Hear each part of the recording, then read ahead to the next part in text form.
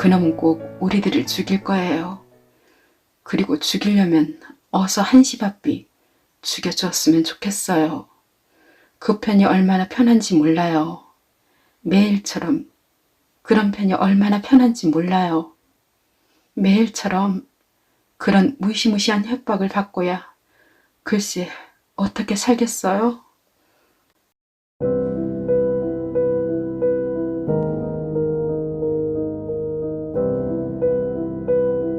복수기 김내성 제1장 무덤을 파는 사나이와 계집.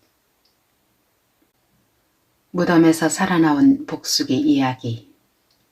이 무시무시한 한편의 이야기는 폭풍우가 무섭게 쏟아져 내리는 어느 여름날 밤, 그것도 과정이 이스기지난 제밤중에서부터 시작되었다. 동해 바다의 거센 물결은 술 취한 마귀와도 같이 삼라만상을 모조리 집어삼킬 듯이 암흑과 같은 어둠 속에서 커다란 아가리를 쩍 벌리고 쾅 하고 밀려왔다는 또다시 욱 하고 밀려나가곤 한다.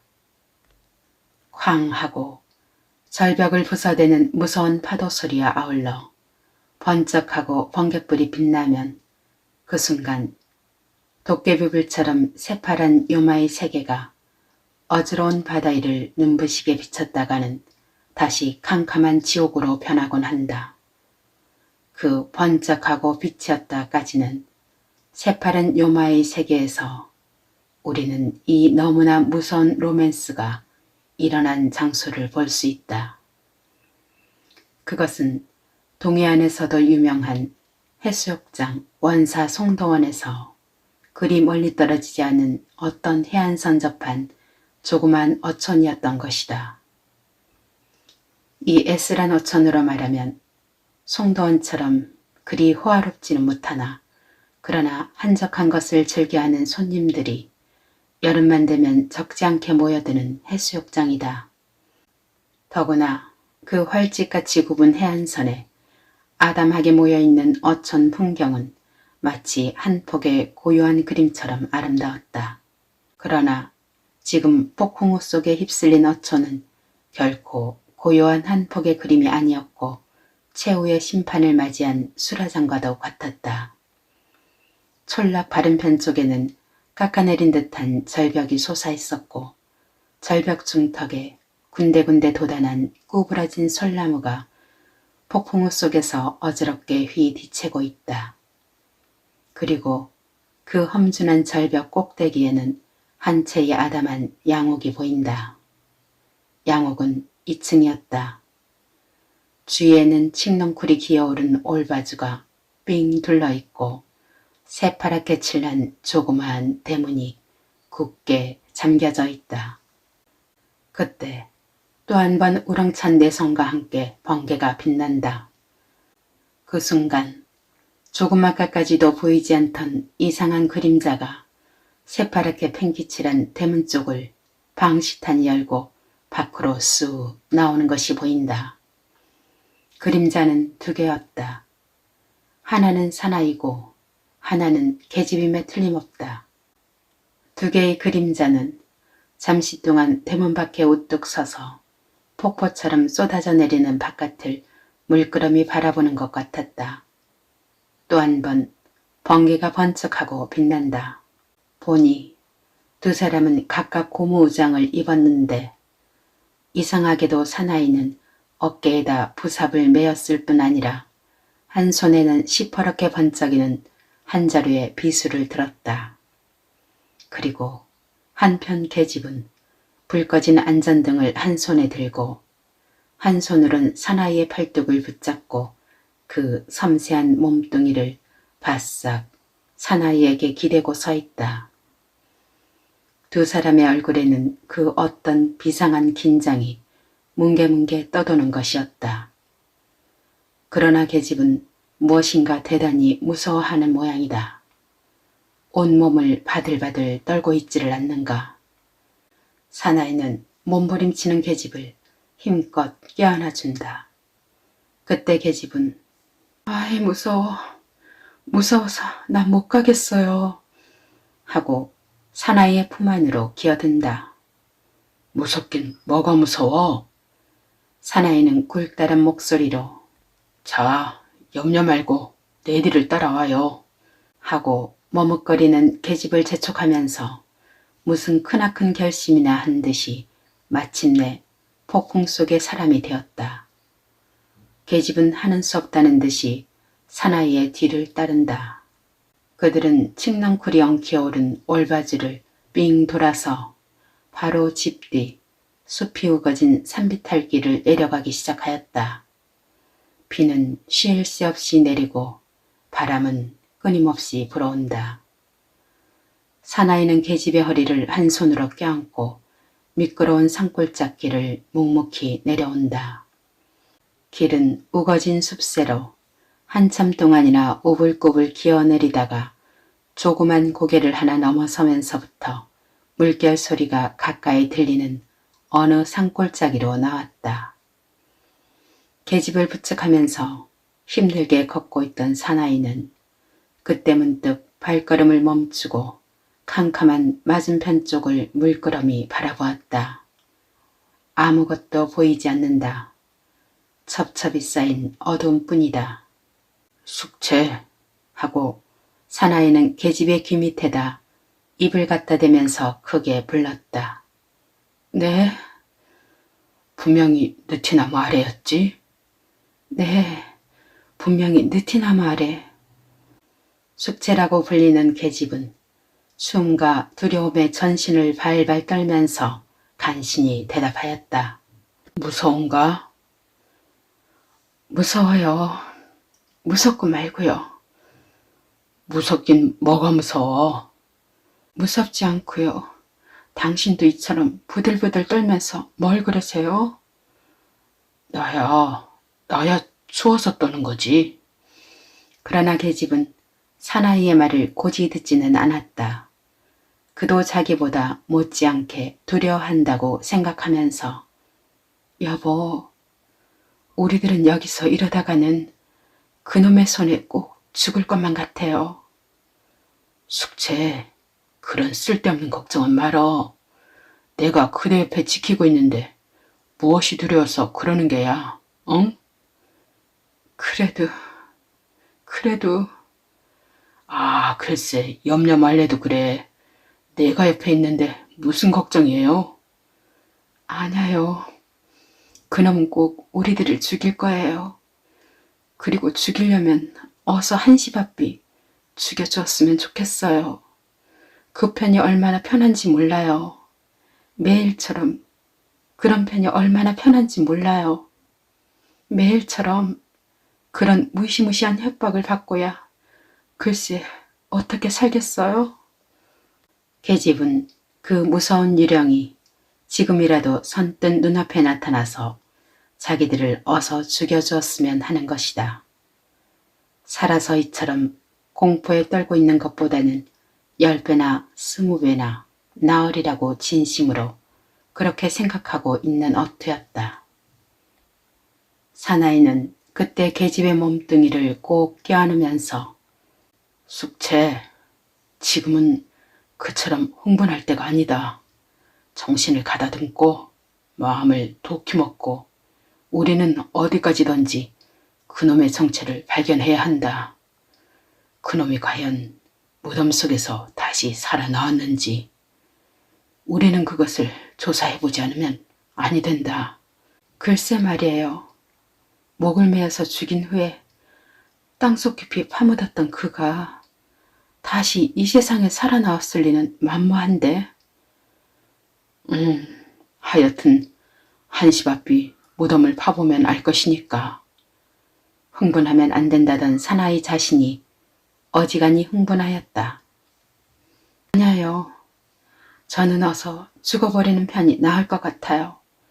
당신과 같이 죽는다면 저는 아무런 것도 무섭지 않아요. 그러나 사나이는 아무런 대답도 없다. 정말 그놈은 무덤에서 살아나왔을까요? 그럴 리는 만무하지만 하여튼 무덤을 파보는 수밖에. 정말 그놈이 살아나왔다면 지금도 그놈은 이 캄캄한 어둠 속 어느 구석에서 우리들을 노리고 있을 게 분명해요. 생각만 해도 무서워. 계집이 그러면서 몸을 부르르 떨었을 그때 사나이는 골달한 목소리로 숙체 하고 힘있게 불렀다. 네? 불을 켜. 안전등에 불을 켜라. 네. 드디어 안전등에 불은 켜졌다. 희미한 불빛이 두 젊은이의 흥분된 몸뚱이를 펄럭거리면서 둘러쌌다. 마상과 같은 두 사람의 커다란 그림자는 폭풍우 속에서 정신병자처럼 우쭐우쭐 춤추기 시작한다. 두 사람은 서로 팔을 꼭 부여잡고 무섬에 찬 발걸음에 채찍질을 하면서 맞은편 언덕 중턱에 높다란히 솟아있으리라고 믿는 느티나무를 향하여 한 걸음 두 걸음 걸어가기 시작하였다. 그 느티나무 밑에는 지금 그들이 두려워하는 그 어떤 사나이의 송장이 파묻혀 있어야만 될 것이었다. 두 사람이 목적지인 느티나무 아래까지 다다랐을 때 계집은 안전등을 높이 쳐들고 발뿌리에서 1,000원 저편 쪽 땅 위를 살펴보더니 그만 하고 외치지 않을 수 없었다. 땅바닥이 좀 쑥 들어가질 않았어요? 저것 봐요. 하고 사나이의 팔을 흔들었다.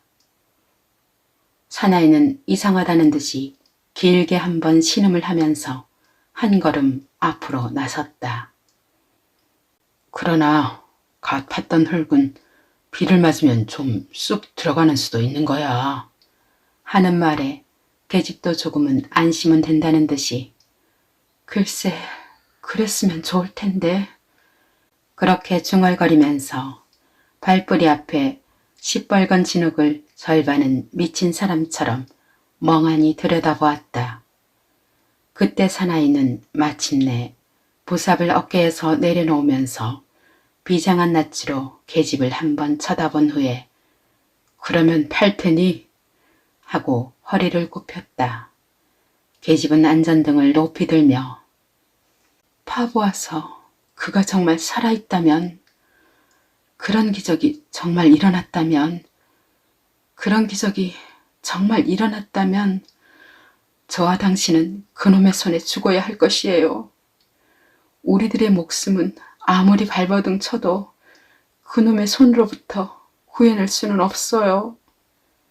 그러면 숙체, 내가 파고 있는 동안 혹시 그놈이 우리를 해하려고 덤벼들는지도 모를 테니 그때는 그 빗으로 그놈을 막아야 한다. 네, 제 힘이 자라는 데까지는. 계집은 왼손에 안전등을 들고 바른 손에는 날카로운 비수를 쥐고 캄캄한 주위를 한번 휘둘러 보았다. 아무것도 보이지 않는다. 뱃줄기 같은 빛발이 두 사람의 얼굴을 내려 갈길 뿐이었다. 글자 그대로 공포와 전율과 괴기를 하나로 안고 점점 깊어가는 산골짜기의 밤이었다. 사나이는 한 삽, 두 삽, 그 무시무시한 기적의 무덤을 묵묵히 파내기 시작하였다. 과연 무덤 속에는 그들의 손으로 목매어 죽인 그 어떤 사나이의 시체가 들어 있었던가 없었던가, 그리고 한 번 죽어 땅속 깊이 파묻혔던 송장이 다시 소생하여 자기 손으로 무덤을 파고 이 세상에 다시 나타날 수가 있을 것인가 없을 것인가. 만일 그러한 기적이 정말 있을 수 있다면 이 얼마나 두려운 일인고. 필자는 지금 무서운 폭풍우 속에서 무덤을 파내고 있는 그들을 그대로 내버려두고 붓끝을 돌려 그들이 걸어온 기구한 운명을 이야기하고자 한다. 제2장 한 계집의 두 사나이. 그것은 지금으로부터 3년 전 바로 이른 봄이었다. 산기슭에 진달래꽃이 해뜩해뜩 피기 시작하고 한 해 겨울을 뜨뜻한 아랫목에서 술과 도박을 벗으러 삼던 S촌 어민들이 다시 어망을 둘러매고 바다로 나가기 시작하였을 즈음에 마을 뒷산 절벽 위에는 하이카라 양옥이 한 채 서게 되었다. 마을 사람들은 그와 같은 절벽 위에 저와 같이 하이카라 양옥을 지은 사람이 대체 누군고 하고 잔뜩 호기심에 붙들려 이야깃거리에 굶주린 그들은 서로 만나기만 하면 그 양옥의 주인을 알고 싶어 하였다.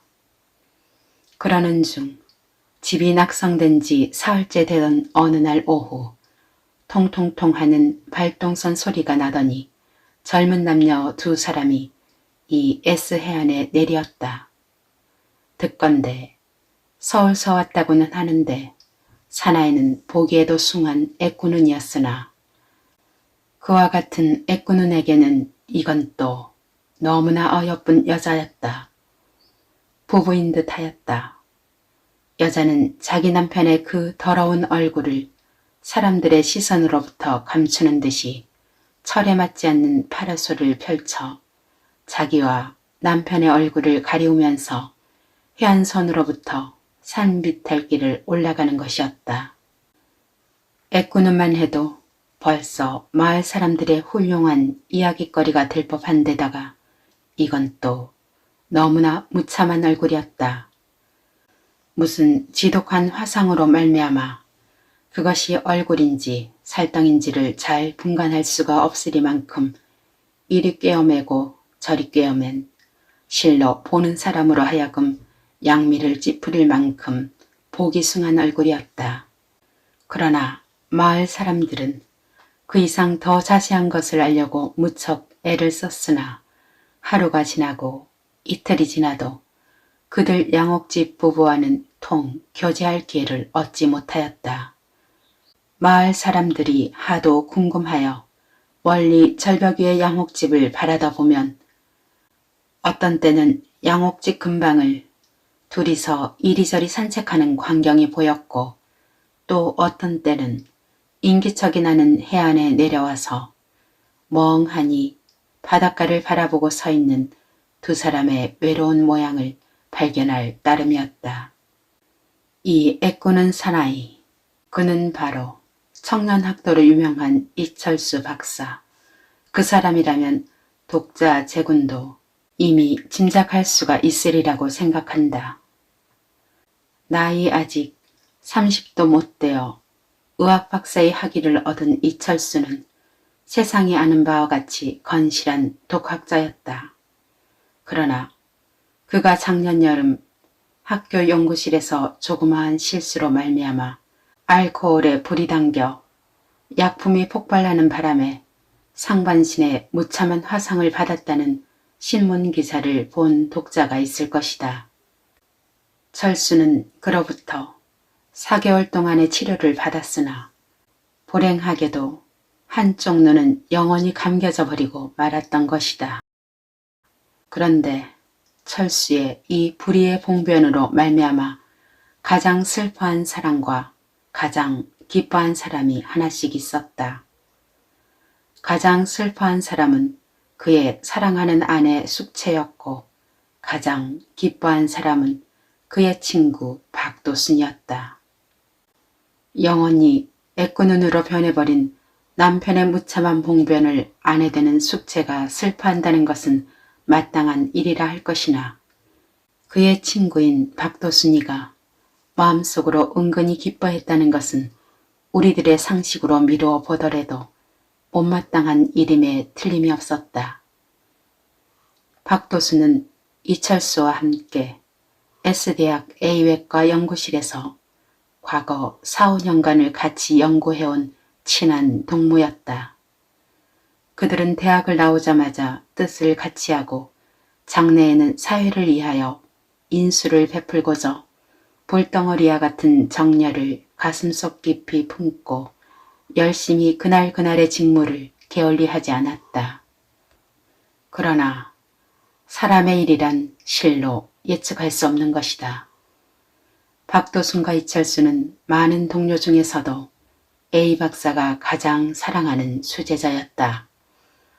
박도순이 시골 부호의 아들인 것과는 정반대로 이철수는 어렸을 때부터 양친을 여인 천혜의 고아로서 어떤 독지자의 후원을 받아 대학을 마치고 4, 5년 동안이나 대학 연구실에서 일을 보게 된 말하자면 일개의 고학생이다. 그러한 두 사람의 처지로 따져보더라도 박도수는 학위 논문에 통과할 때까지 5년이고 10년이고 얼마든지 유효한 마음으로 연구를 계속할 수 있었으나 그러나 이철수의 경우는 결코 그렇지는 못했다. 철수는 다른 사람의 후원을 받아서 학비를 대는 만큼 1년이라도 아니 단 하루라도 빨리 박사 논문이 통과되기를 그야말로 이를 악물고 기다렸던 것이다. 그러나 운명은 그들에게 있어서 너무나 악착하였다. 어째 그러냐 하면 그들이 우연히 선택한 연구 제목의 주 논문이 둘이 다 똑같은 맹장염 병인에 대하여 이었을 뿐 아니라 그들의 첫사랑 대상이 또한 우연히도 같은 여성이었기 때문이다. 그들 두 청년의 첫사랑 대상. 그것은 A외과 간호부 현숙채 그 사람이었다. 그렇다. 숙채라는 계집이야말로 선천적으로 타고난 하나의 요부임에 틀림이 없었던 것이다. 숙채가 그들 두 청년 앞에 나타난 그 순간부터 박도순과 이철수는 영원히 화합하지 못할 적으로 변해버리고 말았다. 숙채, 나는 너와 결혼하지 않고는 견딜 수가 없다. 하고 박도순이가 애끓는 마음속을 피력하면 숙채는 곧잘 이렇게 대답하였다. 어서 박사가 되세요. 이철수가 숙채를 붙잡고 너는 나의 생명이다. 숙채, 어서 나와 결혼을 해. 하고 달려들 때면 선생님, 그런 말씀하시고 어서 박사가 되세요. 하고 숙채는 대답하였다. 그것은 두말도 할 것 없이 누구든지 먼저 학위 논문이 통과되는 사람에게 자기 몸을 맡기겠다는 말이었다. 그해 가을, 이철수의 논문이 무사히 통과되었을 때 박도수는 캄캄한 하숙방 한 구석에서 비분과 원한에 무서운 얼굴로 부르짖었다. 철수, 네가 그처럼 비겁한 수단을 쓰다니. 너보다 못지않는 악착한 수단으로 너에게 복수하리라. 아까도 잠깐 말한 바가 있거니와 박도순과 이철수의 연구 제목은 우연히도 똑같은 맹장염 병인에 대하여였다. 박도순은 거의 완성되어가는 논문 원고를 책상 위에 쌓아놓고 저기 만족한 얼굴로 그것을 바라보면서 철수, 암만 해도 내가 너보다 먼저 박사님이 될 듯 싶다. 하고 중얼거리면서 멀지 않아서 자기의 아내가 될 숙제의 코케티시한 용모를 천정에 그려보았던 것이다. 그러던 것이 어떤 날 밤 외출로부터 하숙에 돌아온 박도수는 하늘이 무너지는 듯이 깜짝 놀랐다. 책상 위에 쌓아놓았던 논문 원고가 온데간데 없이 없어지고 말질 않았는가.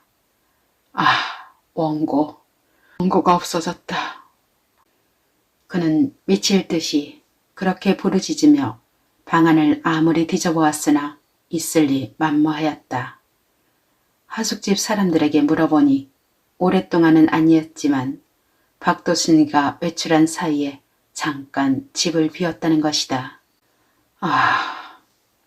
그는 절망에 가까운 깊은 한숨을 지으며 방바닥에 힘없이 쓰러져 버렸다. 자기의 논문을 훔쳐간 자가 대체 누군고. 그래도 그는 그때까지도 그것이 철수의 소이라고 꿈에도 상상하지 못하였다. 그러나 그해 가을, 이철수 학위 논문이 발표된 순간 박도수는 비로소 그것이 자기 자신의 논문이 복사인 것을 알 수가 있었다. 5년 동안이나 피땀을 흘리면서 완성해 놓았던 자기의 논문이 이철수의 이름으로 발표된 것을 본 순간 그는 전신의 피가 밀물처럼 욱 하고 머리끝으로 기어 올라감을 깨달았다. 그리고 다음 순간 숙제의 님프처럼 요염한 얼굴이 철수의 품 안에서 조아라고 아양 부리는 광경을 눈앞에 회상하면서 눈물 지은 그였다. 그러나 그는 그것이 결코 자기의 논문의 복사라는 말은 꿈에도 입 밖에 내지는 않았다. 그때부터 벌써 그의 가슴 속에는 그 어떤 무서운 계획이 서리기 시작한 까닭이다. 두고 보아라. 그는 몇 번이고 그렇게 외치면서 주먹으로 허공을 두드리었다. 이리하여 이철수가 박사 학위를 얻은 지 2달 만에 숙제는 마침내 철수의 아내가 되었던 것이다. 그러나 숙제는 자기 남편이 박도순의 논문으로 학위를 얻었다는 사실은 꿈에도 몰랐다. 뿐만 아니라 작년 가을 자기 남편 철수가 연구 중 불행히도 약품의 폭발로 말미암아 애꾸는 불구자가 되어버린 것도 하나의 우연한 과실로 만들고 있을 것이다. 하나, 사실을 알고 보면 그렇지 않았다. 그것은 실로 박도순이가 철수를 해하려고 폭발성이 있는 위험한 약품을 레텔이 붙어있는 병에다 넣어두었던 것이다. 이와 같은 사실을 숙체는 모르고 있었으나 그러나 철수만은 그것이 박도순의 계획임을 넉넉히 깨달을 수 있었다. 철수가 이리하여 그해 봄 병원을 퇴원하자 그의 후원자는 어디까지나 철수의 장례를 촉망하여 철수를 위해 병원을 세워주겠다는 말을 하였을 때 고맙습니다. 그러나 저를 위하여 병원을 세워줄 돈으로 조용한 S해안에 양옥이나 한 채 지어주시고 거기서 당분간 필요한 몸과 마음 정향하도록 하여 주십시오. 하고 자기의 그 보기 숭한 얼굴을 사회로부터 당분간 감추고자 하는 의사를 표시하였다. 후원자도 그의 심중을 측은히 여겨 그러면 얼마 동안을 정향한 후에 다시 출마하여 사회를 위해 일해달라는 가장 이해 있는 위로의 말을 주었던 것이다. 제3장 애욕의 악마들. 이리하여 S해안으로 옮아온 철수의 생활은 언제든지 암흑과 같은 그것이었다. 비록 사랑하는 아내 숙체가 옆에 있기는 있었으나 그러나 숙체의 마음이 점점 자기로부터 멀어져 가는 것 같은 태도가 그의 쓸쓸한 마음을 더 한층 괴롭게 하였다. 그는 틈만 있으면 방 안 한 구석에 틀어박혀서 거울을 앞에 세우고 자기의 그 더러운 얼굴을 해주는 줄도 모르고 들여다보고 있곤 하였다. 그러다가 그는 마침내 거울을 집어던지면서 이게 사람의 얼굴인가 하고 미친 듯이 외치는 것이다. 나 자신이 이처럼 보기 싫은 얼굴을 숙체가 좋아할 리가 어디 있어. 그러한 남편의 용모를 숙체는 아무리 자기 자신을 꾸짖으며 애처롭게 보고저 무척 노력하였으나 아무런 소용도 없었다. 더구나 원래가 화려한 것을 좋아하는 숙체의 경박한 마음은 노력하면 노력할수록 더 한층 남편의 옆으로부터 점점 멀어지는 것을 어찌할 도리가 없었다.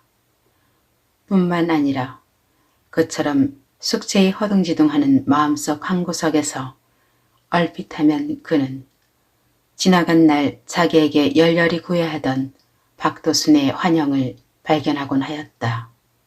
차라리 박사는 못되었다 치더라도 박 선생과 결혼하였더라면 이러한 악착한 운명과는 벗어날 수 있었을 것을. 아무리 마음씨가 착하고 예쁘더라도 저와 같은 애꾸눈과 일생을 같이 할 수가 어딨담. 싫어. 무서워. 숙제는 그 고깃덩어리와 같은 남편의 번쩍번쩍 빛나는 얼굴이 밤마다 자기를 덮어 누를 때 그는 얼마나 무서웠고 얼마나 울었는가를 생각해보는 것이었다.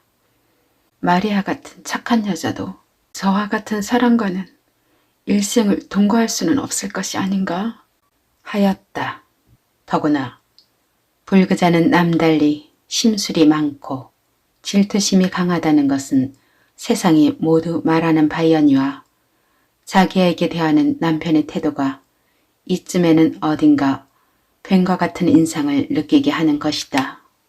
너는 아무리 나를 싫어해도 내 손으로부터 떨어져 나갈 수는 없다. 나는 너의 남편이다. 너는 나의 물건이다. 하는 것 같았다.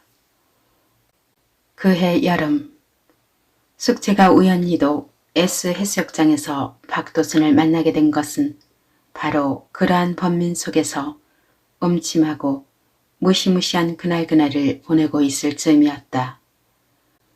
박도순이가 이 S 해수욕장을 찾아온 것은 나중에 생각하니 결코 우연한 일은 아닌 듯 싶었다. 숙제를 못 잊어서 찾아온 것이었다. 그리고 그가 S 해수욕장을 찾아온 애당초에는 결코 그러한 무서운 계획을 품고 온 것은 아니었고 다만 숙제에 대한 불덩어리 같은 연정에 못 이겨 단 한 번만이라도 숙제의 그 방글방글 웃는 얼굴을 보려 함이었다.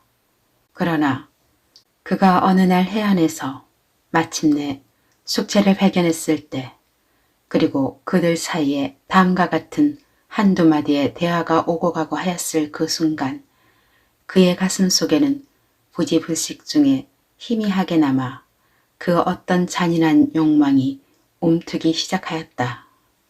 그러면 결국 숙제 생활이 생각하던 것보다 행복되지 못하다는 말인가? 저는 행복과는 등진 사람이에요. 영원히 등진 사람. 아이, 지긋지긋해. 아이, 소름 끼쳐. 숙제는 몸을 부르르 떨면서 의미 깊은 눈동자로 박도순의 얼굴을 빤히 쳐다보았다. 그러나 무서운 사람이여. 그날부터 박도순과 숙제는 밤 깊은 해안에서 혹은 깊숙한 숲새에서 남편의 눈과 세상의 눈을 피하여 서로 만났다. 한 번 만나고 두 번 만나는 사이에 걷잡을 수 없는 애욕의 노예로 변해버린 박도순과 숙제는 마침내 이철수를 이 세상으로부터 영원히 없애버릴 것을 생각하였다. 그리하여 어떤 캄캄한 밤. 그날 밤 철수는 저녁을 먹은 후에 몸이 좀 괴롭다면서 자기 서재에 들어가서 감기약 같은 무슨 가루약을 한 척 복용한 후에 자리에 누워버렸다. 박도순이가 칡넝쿨이 우거진 울바지를 넘어서 기다리고 있는 숙제의 방문을 가만히 두드린 것은 여름밤이 거의 자정을 넘었을 즈음이었다. 가만히 밖에서 기다리셔요. 숙제는 방문은 방시탄이 열고 도순에게 그렇게 다진 후에 발자국 소리를 죽여가면서 남편이 자고 있는 서재로 들어갔다. 남편은 오한이 나는지 이불을 푹 쓰고 죽은 듯이 잠들었다. 숙제는 미리 준비해두었던 영주 끈타블을 가지고 잠들어 있는 남편의 얼굴로부터 이불을 훌쩍 벗기자마자 그의 목을 힘껏 메어 잡아당기면서 빨리 들어와요 하고 밖에서 지키고 있는 도순을 불렀다. 도수는 뛰어들어왔다. 숙제가 매놓은 끈타블을 힘껏 잡아당겼다. 1분, 2분, 5분. 철수는 암뜩 달싹도 못하고 혀를 길게 내밀고 마침내 죽어버리고 말았다. 도순과 숙체는 가만히 생각하였다. 철수의 시체를 대관절 어떻게 처치할 것인가를 생각하여 보았다. 처음에는 바닷물에 던지고저 생각해 보았으나 그러나 그것은 위험한 일이었다. 시체가 만일 물 위에 뜨게 되면 큰일이니까. 그래서 마침내 그들은 시체를 땅속 깊이 파묻어 버리기로 작정하였던 것이다. 도순과 숙체는 시체를 마주 들고 험준한 산비탈길을 내려와 숲새를 끼어 저편 산골짜기 느티나무 아래에다 파묻어 놓았다. 만일을 염려한 도수는 될 수 있는 대로 깊숙이 묻었다. 사람의 키로 한 길이나 되는 깊은 구렁지를 파고 철수의 시체를 쓸어 넣었던 것이다. 제4장 유서. 숙제내는 원래부터 아랫마을 사람들과는 교제가 없었던 터이라 철수가 없어지고 도순이가 그 대신 숙제의 집에 묵어있게 되었던들 사람들은 그저 서울서 온 친척이려니 하고 추워도 그들을 의심하지 않았다. 숙제는 행복하였다. 아니, 행복한 것 같은 생각뿐이지 실은 행복을 찾으려고 헤매이다가 도리어 불행이 구령지에 빠져들어가는 자기의 운명을 그는 이따금 깨달았다. 행복이란 결국 자기 손에 잡아보면 어느덧 변모해버리는 이상한 물건이다. 철수의 지긋지긋하게 추악한 얼굴을 단 일순간이라도 눈앞에 보지 않고 살 수 있다면 얼마나 행복할까. 그리고 박사님은 아닐지언정 박도순의 사랑을 받아볼 수 있다면 그것 또한 무척 흥미있는 장난이라 생각했던 것이 결국 숙제에게 있어서는 한계의 오사님을 면치 못했다. 철수처럼 추한 용모는 비록 갖지 않았다 손 치더라도 도순도 결국은 하나의 고상하지 못한 동물임을 그는 비로소 깨달았던 것이다.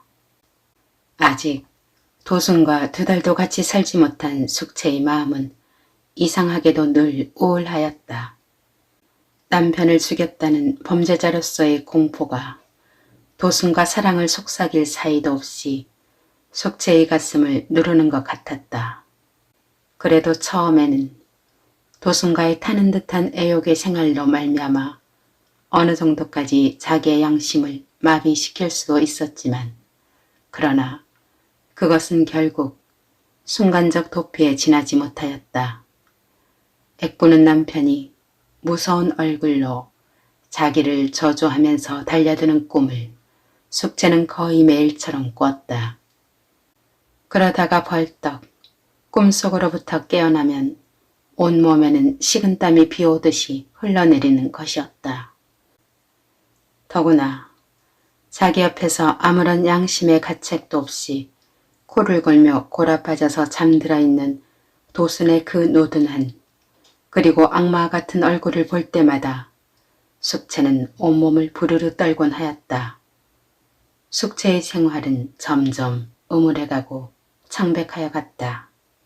더구나 밤낮을 가리지 않고 자기의 몸뚱이만을 애무하려고 달려드는 도순의 얼굴이 무서운 생마처럼 변하기도 하였고 또 어느 때는 도순의 얼굴이 애꾸는 남편의 원한에 찬 얼굴로 변하는 환상을 느끼곤 하였다.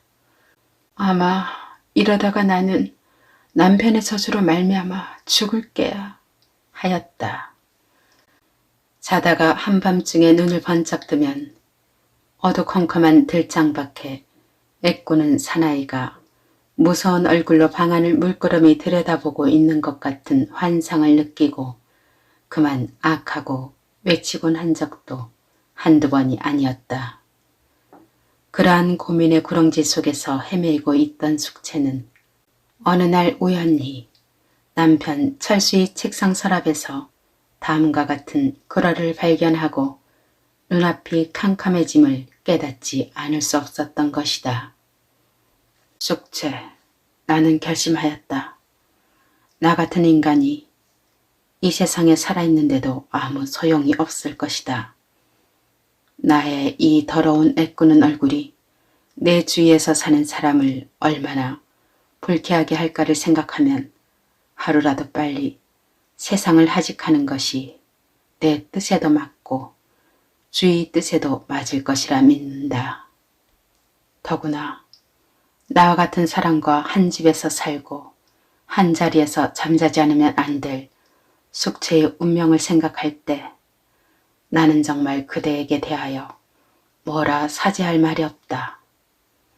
뿐만 아니라 이즈음 숙제의 마음이 전과 달라서 점점 나에게서 멀어져 가는 것을 볼 때마다 하루바삐 이 더러운 몸뚱이를 청산하여 숙제로 하여금 자유로운 그리고 좀 더 행복스러운 삶을 살게 하는 것이 나의 마땅한 의무일 것이다. 그러나 숙제, 내가 죽기 전에 나는 그대에게 한 가지 비밀을 고백하고자 한다. 숙제, 그대는 나를 진정한 의학 박사로 알고 있는가? 아니다. 나는 실로 나의 친구 박도순의 논문을 훔쳐다가 나 자신의 논문인 것처럼 발표한 사실을 그대는 꿈에도 모를 것이다. 이 얼마나 하나의 진실한 학도로서의 파렴치한 행동인고. 그러나 숙제, 그것이 모두 그대를 사랑하였기 때문이었으며 그대를 나의 사람으로 만들고 싶었던 때문이라는 것만을 알아주면 고맙게 생각한다. 그러나 나는 그 후부터 무섭게 습격해오는 양심의 가책으로부터 벗어날 수 없었다. 나의 친구 박도순을 배반한 나로서는 감히 얼굴을 쳐들고 그를 대면할 수가 없었던 것이다. 그러나 숙제는 마침내 애욕의 노예가 되어버린 나를 용서해주기 바란다. 숙제, 나는 그대와 결혼한 직후 연구실에서 약품의 폭발로 말미암아 이처럼 불구자의 몸이 되었거니와 숙제는 그것이 나의 우연한 과실로 말미암은 줄로만 생각하고 있는가? 아니다. 사실은 박군이 나에게 대한 원수를 갚고자 레테리다른 약병에다 폭발성이 있는 약품을 몰래 넣어두었던 것 때문이라는 것을 그대는 또한 꿈에도 모를 것이다. 그러나 나는 그런 사실을 뻔히 알면서도 박군을 힐난한 생각은 조금도 없었던 것이다. 박군은 당연한 복수를 하였을 따름이며 나는 또한 당연한 복수를 받았기 때문이다. 숙제, 이리하여 나는 박군의 복수를 달갑게 받고 세상을 도피하여 그대와 더불어 이 해안에서 일생을 마치려 하였던 것이다. 그러나 지금 와서 생각하니 모두가 어리석은 노릇에 지나지 못하였다. 모두가 허사였다. 그대의 마음이 나에게서 멀어져가는 요즘 나의 찾을 길을 다만 죽음이라는 것밖에는 아무도 없음을 깨달아서다. 숙제, 그러지 않은가? 학적 양심도 갖지 못한 나, 남과 같은 용모도 갖지 못한 나, 그리고 굳게 믿었던 그대에게까지 배반을 당한 나로서 취할 길이 무엇인가를 그대는 잘할 것이라 믿는다. 더구나 이즈음 박군이 이 S 해수욕장에 나타난 사실을 안 나로서는 그리고 그대와 박군이 나의 눈을 속여가면서 사랑을 속삭이는 사실을 알고 있는 나로서 취할 길이 죽음밖에 또 있느냐. 그러면 숙제, 부디부디 내가 죽거든 박군과 더불어 행복한 일생을 보내기를 바라면서 이 글을 마친다. 이철수.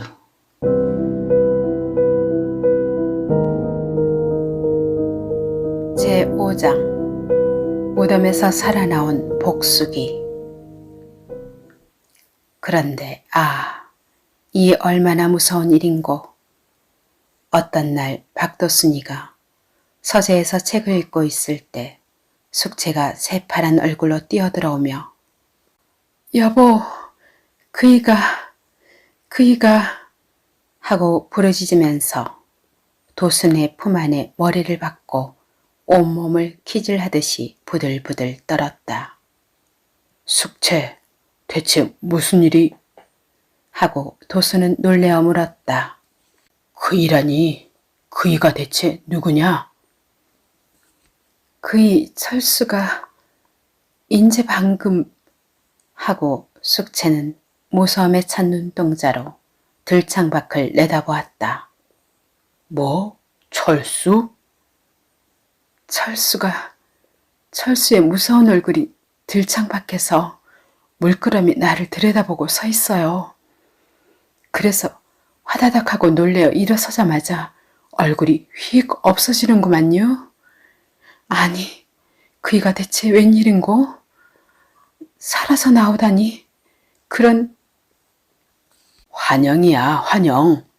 숙제가 늘 무서워하니까 그런 환영을 보는 거지. 자, 내가 이처럼 옆에 있는데 무엇을 그리 무서워하는 게요? 응?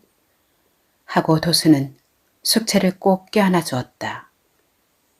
도수는 처음에는 그의 단지 숙제의 환영으로만 생각하고 있었으나 그 후 며칠이 지난 어떤 날 밤이었다. 도순과 숙제가 깊이 잠이 들었을 때였다.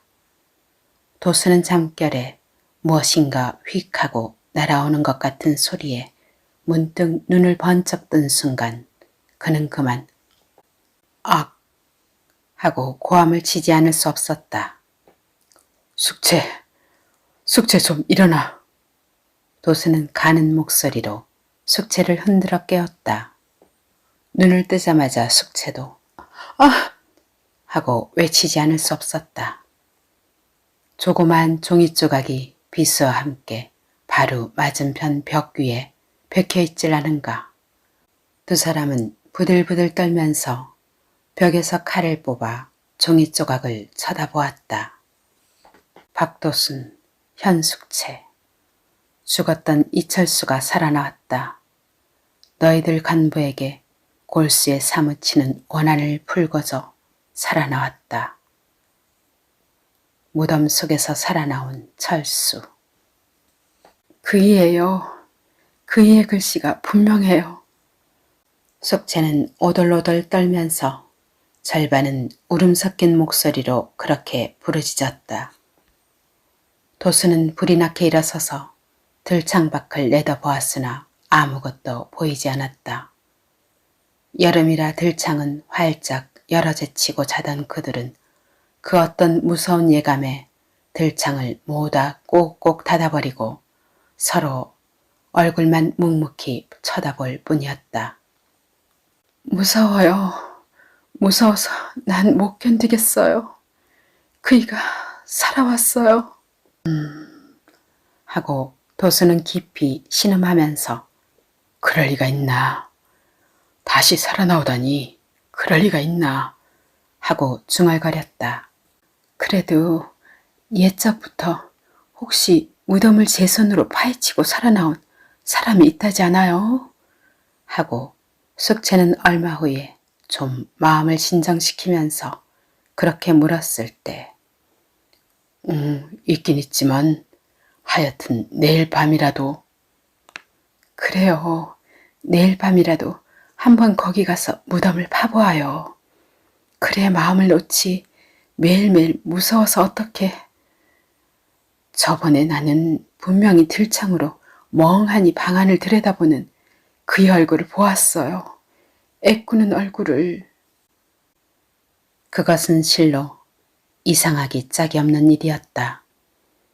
죽었던 사람이 소생하였다는 사실은 동서고금을 통하여 전혀 없는 일은 아니었다. 그러나 철수로 말하면 자연사가 아니고 목을 메어 죽이었던 만큼 다시 살아나올 리는 만무한 일이었다. 그러나 범죄자의 심리로서는 그렇다고 안심할 수는 도저히 없었다. 그것이 사실인가 어떤가를 직접 무덤을 파헤치고 자기 눈으로 보아야 되겠다고 그들은 생각했다.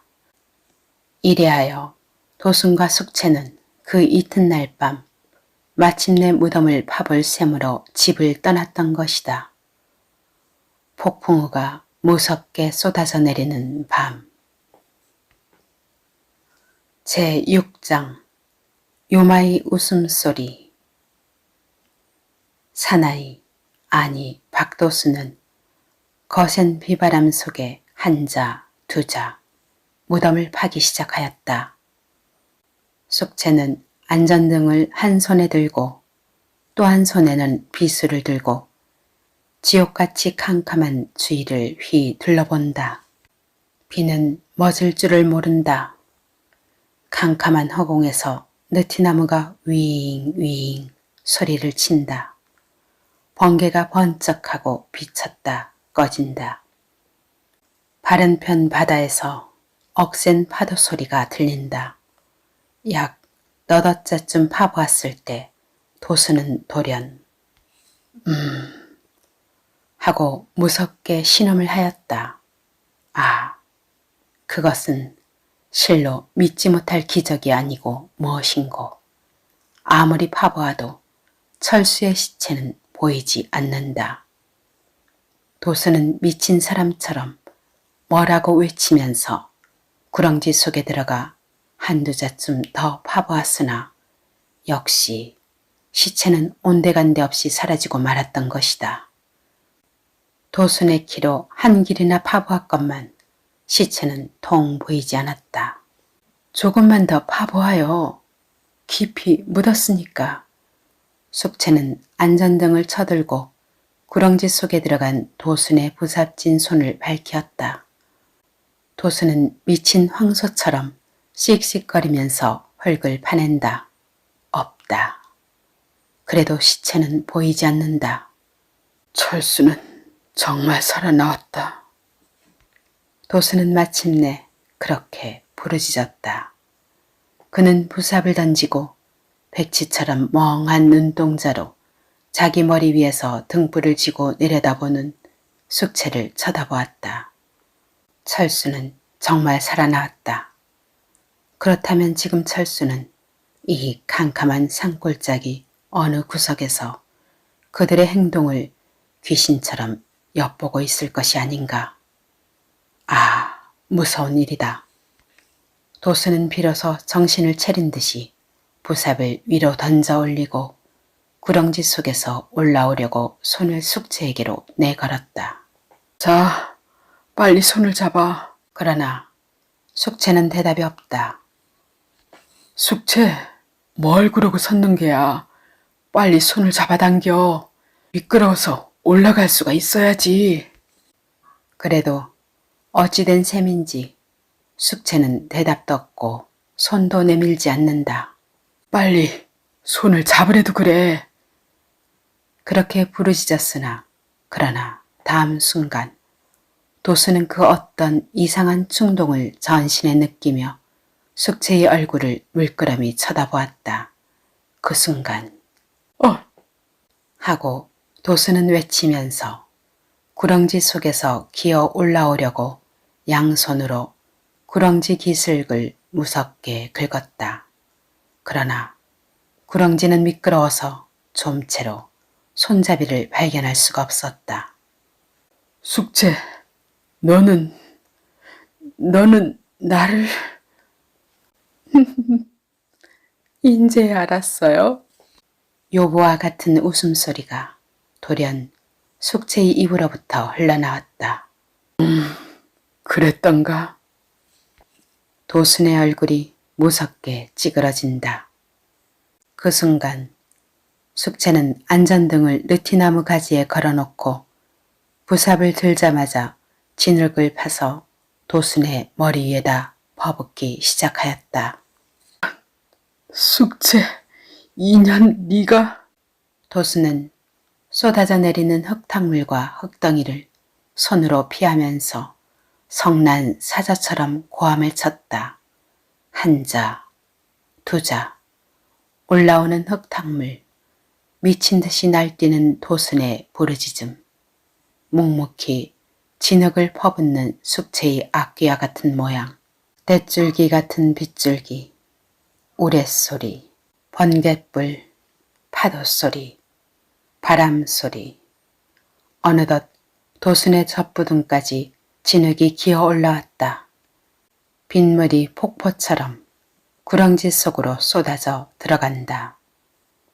젖가슴에서 어깨, 어깨에서 입, 입에서 코, 도순의 시커먼 머리가 쑥 하고 흙탕물 속으로 가라앉았다.